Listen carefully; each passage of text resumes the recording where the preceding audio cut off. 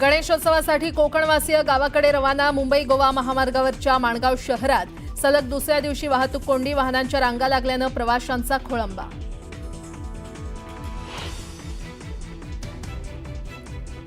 परप्रांतीय नागरिकाला मारहाण केल्याप्रकरणी गुन्हा दाखल. मनसे पदाधिकाऱ्यांसह स्थानिकांवर गुन्हे दाखल. वाहनाचा धक्का लागल्यावरून झाला होता वाद.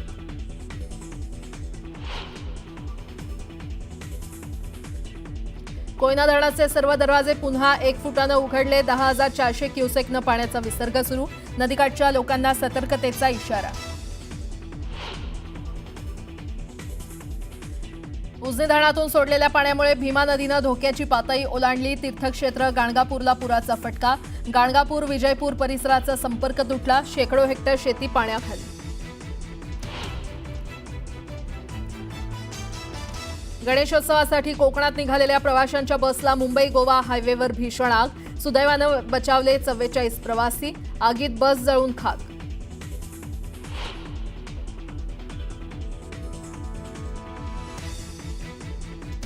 रत्नागिरी जिल्ह्यात वशिष्ठी नदीवरील पिंपळे ते खडपोली दरम्यानचा पूल पडला. सुदैवानं वाचला रिक्षा चालक. दसपटीकडे जाणारी वाहतूक बंद.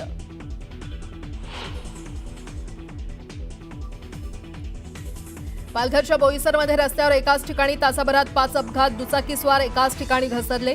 12 ते 13 जण किरकोळ जखमी.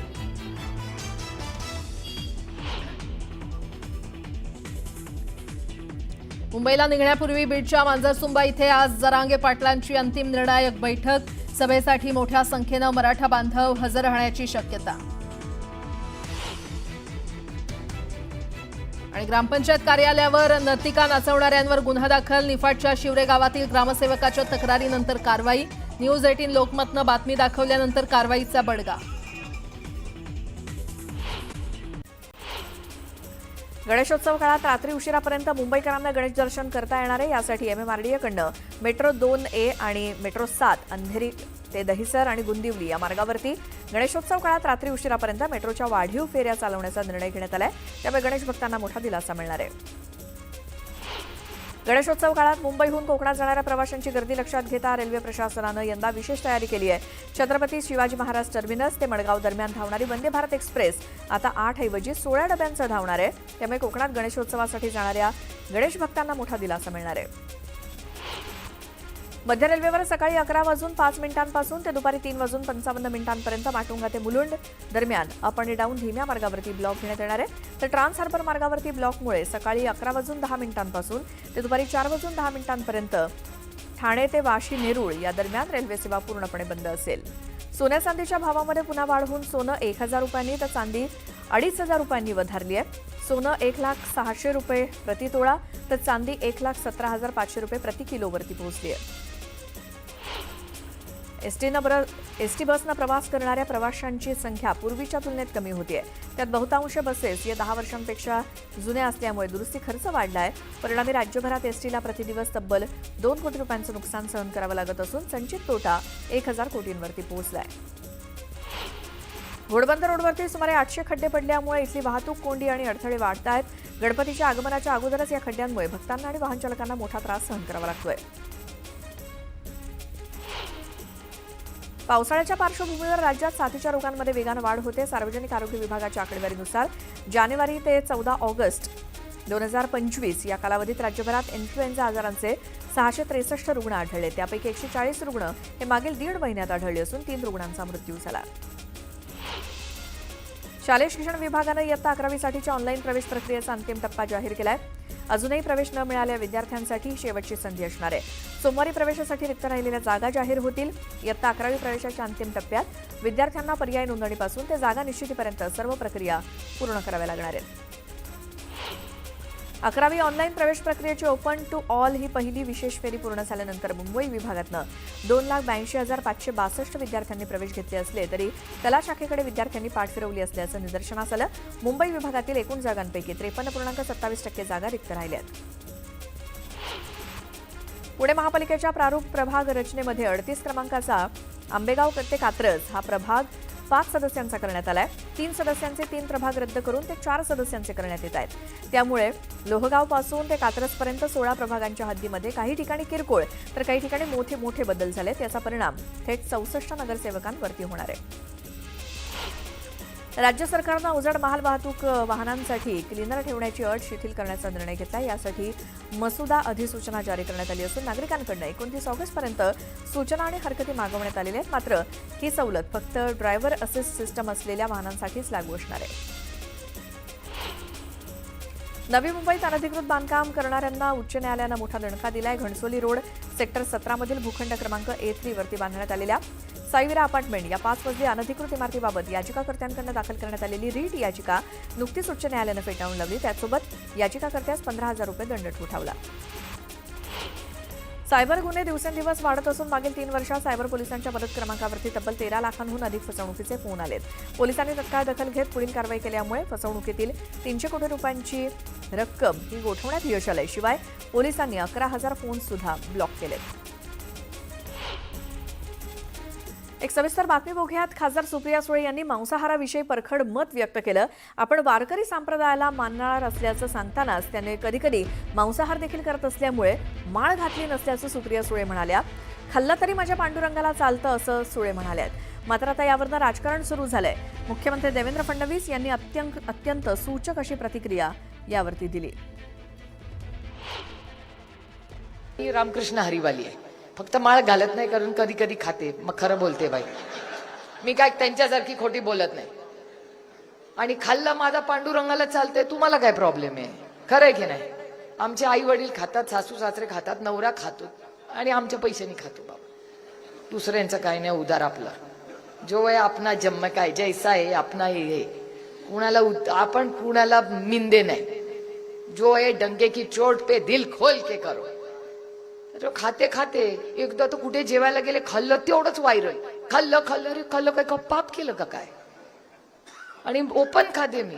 त्यामुळे फक्त माळ घालत नाही त्याच्यामुळे अजून मोह होतो म्हणून खायचा. बाकी काय प्रॉब्लेम नाही आपला. वाटले ज्या दिवशी सोडून देईन आणि इथे ना माळ घातली की समजायचं सोडून दिलं मटण खाणं बाईने. माझ्या पांडुरंगाला मटण खाल्लेलं चालतंय, बाकीच्यांना काय? याचं उत्तर मी देणार नाही. याचं उत्तर महाराष्ट्रातले तमाम वारकरी देतील.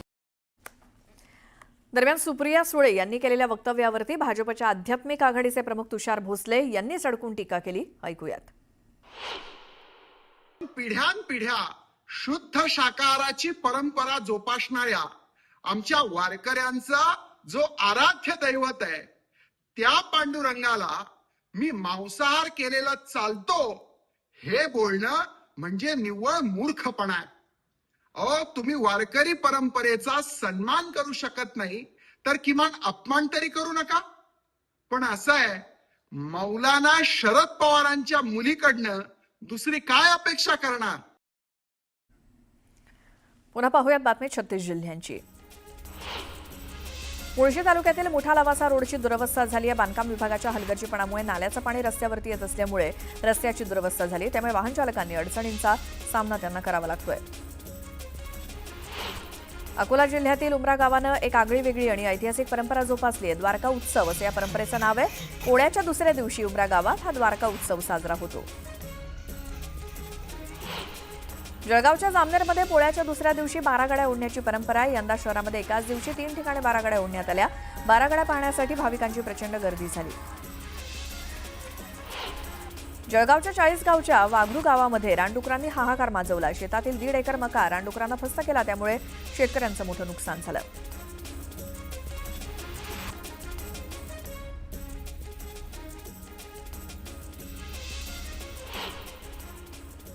आणि आता पुढची बातमी बघूयात. पुढच्या महिन्यात होणाऱ्या आशिया कप स्पर्धेमध्ये भारत आणि पाकिस्तानच्या संघात सामना आयोजित केलेला आहे. पण याच सामन्यावरनं आता महाराष्ट्रात राजकीय फटाके फुटू लागलेत. ठाकरेंच्या शिवसेनेनं ऑपरेशन सिंदूरचा हवाला देत या सामन्याला विरोध केलाय. पंतप्रधान म्हणतात की रक्त आणि पाणी एकत्र वाहू शकत नाही, मग त्या गरम सिंदूरचा आता कोल्ड्रिंक झालंय का? रक्त आणि क्रिकेट कसं चालतं, असा सवाल विचारत उद्धव ठाकरेंनी भाजपवरती जोरदार हल्ला चढवला. बोगस जनता पक्षाच्या लोकांच्या हातात देश असल्याची टीका ठाकरेंनी केली.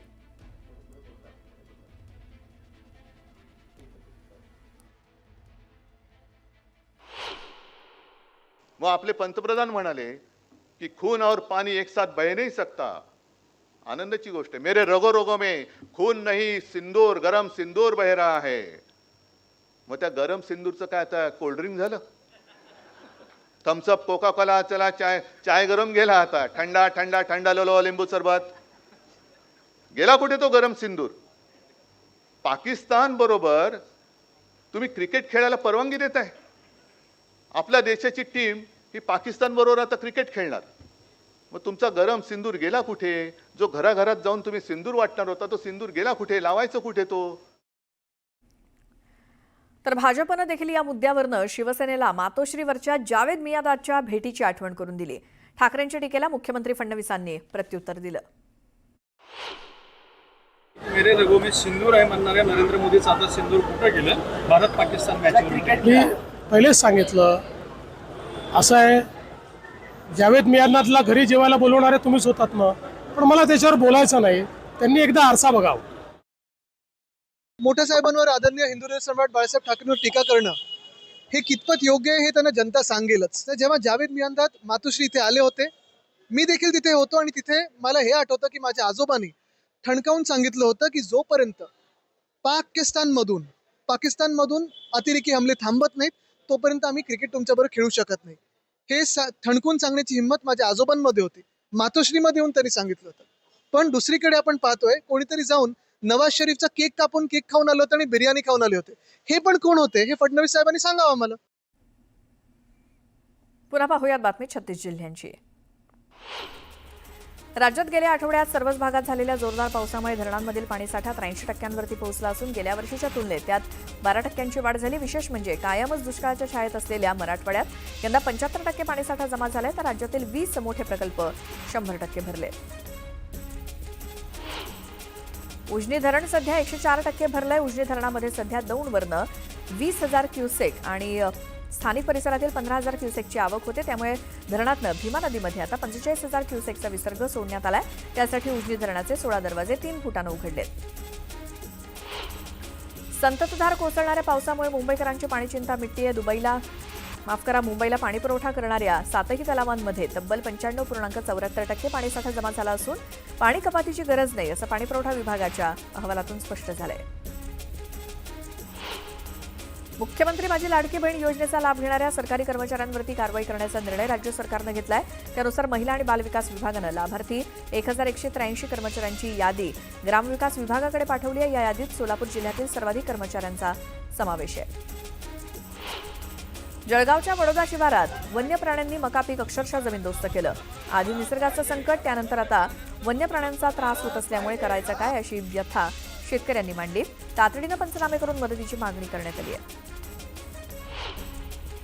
जळगाव जिल्ह्यातल्या बोदवड इथून जवळच असलेल्या येवती इथे वगदी सण मोठ्या उत्साहात साजरा करण्यात आला. बैलगाडीच्या सोबतीनं गाव प्रदक्षिणा घालून जुंपलेल्या मानाच्या बैलगाड्यांची पूजा केली जाते. यावेळी बहिरोबा की जय या नामघोषानं परिसर दणाणून गेला. जळगाव जिल्ह्यातील भुसावळ तालुक्यातील साकेगाव इथे मरीमाता यात्रेनिमित्तानं बारागड्या उत्सव मोठ्या जल्लोषात साजरा करण्यात आला. बारागड्या बघण्याकरता संपूर्ण साकेगावकर तसंच परिसरातील नागरिकांनी मोठ्या संख्येनं गर्दी केली. सोलापुरात जीएसटी क्रमांक देण्यासाठी लाचेची मागणी करणाऱ्या 2 अधिकाऱ्यांना एसीबीकडनं अटक करण्यात आली. जीएसटी क्रमांक देण्यासाठी 5,000 रुपयांच्या लाचेची मागणी करण्यात आली होती.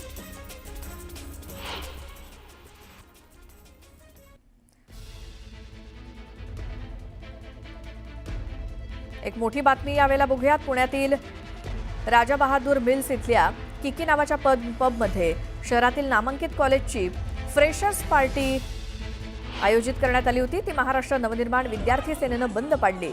या पार्टीमध्ये शेकडो अल्पवयीन मुलांना सरसकट मद्य विक्री सुरू होती. कुठलंही ओळखपत्र न बघता तसंच एंट्रीचे रेकॉर्ड रजिस्टर न ठेवता अनेक कॉलेजेसमधील 17 ते 21 वर्ष वयोगटातील मुलांना या पब चालकांनी प्रवेश दिला असा आरोप मनसेनं केलाय. महाराष्ट्र नवनिर्माण विद्यार्थी सेनेच्या कार्यकर्त्यांसोबत राज्य उत्पादन शुल्क विभागाचे अधिकारी सुद्धा यावेळी उपस्थित होते. तर पुण्यातल्या एका नामांकित कॉलेजच्या विद्यार्थ्यांची फ्रेशर्स पार्टी ही एका पबमध्ये आयोजित करण्यात आलेली होती. ती महाराष्ट्र नवनिर्माण विद्यार्थी सेनेनं बंद पाडली. अल्पवयीन मुलांना मद्य विक्री केल्याचा आरोप करण्यात आलाय. त्याचसोबत एंट्रीचं कोणतंही रेकॉर्ड रजिस्टर ठेवण्यात आलेलं नाही. महाराष्ट्र नवनिर्माण विद्यार्थी सेनेच्या कार्यकर्त्यांसोबतच राज्य उत्पादन शुल्क विभागाचे अधिकारी सुद्धा तिथे उपस्थित होते.